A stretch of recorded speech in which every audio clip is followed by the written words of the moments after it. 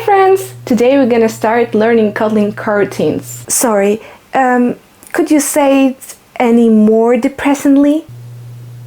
What's wrong now? As your manager, I detect a hint of sadness in your voice. But you're talking about coroutines. Where is all your joy? Got it. Hi friends! Today we're gonna start learning Kotlin coroutines. No, now it was over the top now. Hi friends! Today we're gonna start learning Kotlin coroutines. You're terrible at this. Let me give it a try.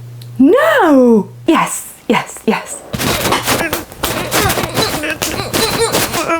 Hi! Your life will forever be divided into before and after, because today we're finally going to learn Kotlin coroutines. And by watching the entire playlist, you will have all the knowledge you need not only to use it, but also share them with others. Let's get started, but first, let's start it with a little background. Namely, let's talk about threads. And for this, I will invite Ksenia to talk about 2's dark days. Bye!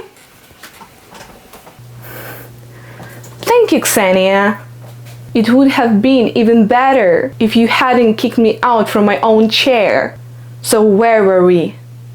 Oh yeah, threads.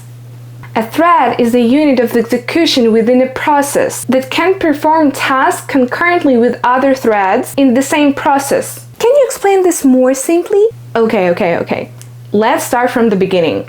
What's a process? A process is like a big house where your application lives. The house has everything you need: the kitchen, the bedroom, the bathroom, and so on. Now imagine that several people live in that house. 2's are the threads. Each thread is like a family member who's doing their own thing. One is cooking dinner, doing some complex calculations. Another is cleaning the house, updating the UI. And the third is watching TV, waiting data from the server. They all work simultaneously, but there is a big problem. They might get in each other's way. If 2 of them decide to cook dinner in the same kitchen at the same time, it will end in chaos. Before coroutines came along, developers had to deal with this chaos. Threads were like heavy, temperamental teenagers. You had to create them manually, monitor their behavior, and hope they didn't cause a mess in the house. The main trouble was if you didn't make sure they shared the kitchen or any other part of the house properly, everything would go haywire. One thread might start cooking dinner before another thread brought the ingredients. Or worse, both might start cooking in the same time, running dinner. And yes, thread could overflow the house memory with their stuff, and you had to constantly keep an eye on the main family member, the main thread responsible for the UI, to make sure it wasn't overloaded or the whole house will start falling apart. So yeah, 2's were tough times. But now with coroutines, things have become much simpler and more manageable. Now let's talk about coroutines. Coroutines are lightweight threads that provide a convenient way for asynchronous programming without blocking the thread. There are functions that can suspend their execution while preserving their state. Holy sucks knows! Explain it simpler! Okay, and now coroutines have arrived in the house. Like assistant robot, they can perform multiple tasks simultaneously, quickly and quietly, without disturbing each other. These robots are so lightweight and maneuverable.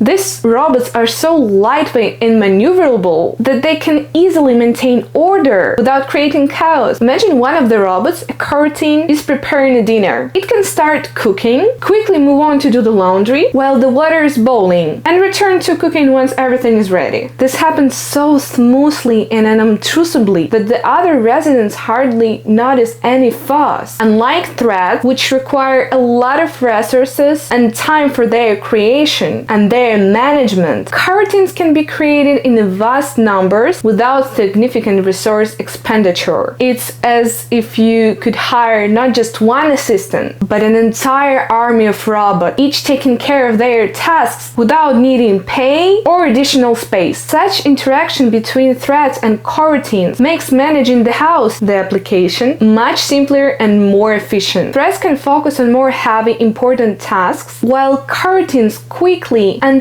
easily handle minor household chores, improving overall performance and reducing the load of the house. Thanks to coroutines, developers' lives become much easier and more pleasant. It's as if you suddenly had a team of superheroes who take all the routine work, allowing you enjoy a cup of tea on the porch. So, threads are traditional programming elements that allows for parallel tasks to be executed. They are powerful and multifunctional, but require a lot of resources and attention in management, as each thread occupies separate segment of memory and processor time. Coroutines are a more modern and flexible tool that allows for easier and more efficient management of asynchronous operations. They require fewer resources as they can suspend and resume code execution without the need to create a new thread. This makes coroutine an ideal choice for developing applications with asynchronous tasks such as network requests or data processing. Further, you will see how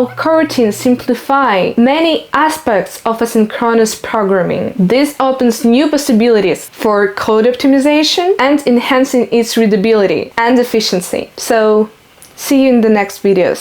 Bravo!